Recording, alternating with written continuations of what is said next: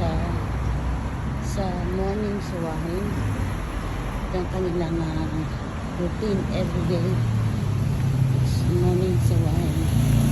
Dito tayo ng tayo. Sawahin. Tayo. Ito ang wahin. Dito. Ito ang morning routine nila. Yes. Punta tayo sa market. Yung matanda niyan lagi nagja-jogging siya. Lagi siya nagja-jogging. Noon pa yan. Itong morning dito sa Wahin. Yes. Itong morning dito sa Wahin.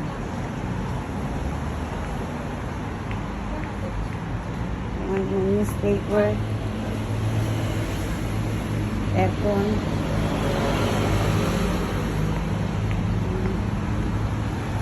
Aircon. Morning sa Wahin. Yes, ito yung mga morning. Yan. Mga morning dito. Ayan. Meron silang mga massage. Ayan, dito. Sa ganitong oras, sarado pa sila. Hindi pa sila nagbubukas. Ito ang kanilang market.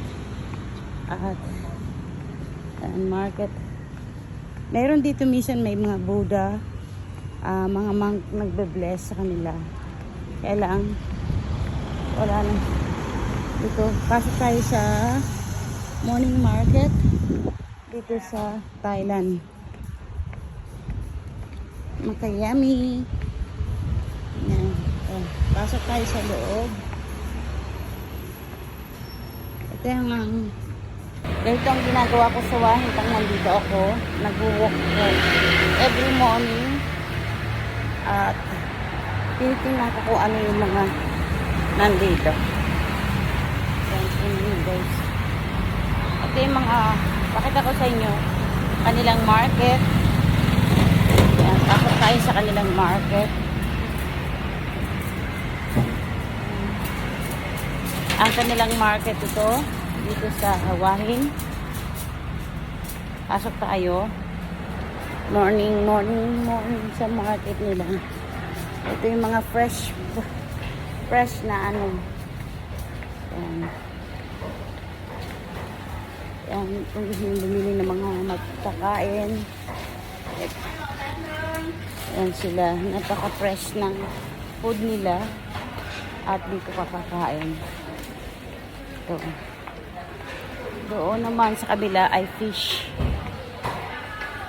Siya. Ayan. Nagluluto siya ng ito yung mga karne na ginagayat. Ang sa loob. Ayan. Ganito ang kanilang morning market. Yung mga gusto mong bilhin na Buddha, iuwi mo. Ayan. Ito yung mga Buddha na pwedeng mong uwi. Ito. Kailang pag-bless pa natin sa monk.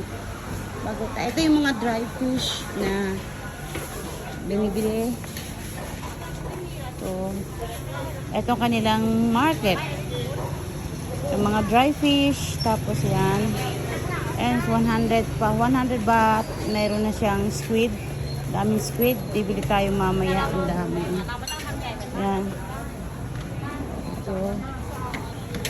Tapos mango sticky mango. Yan. Mga squid nila. Ang sarap. Ang bango. Ang bango-bango.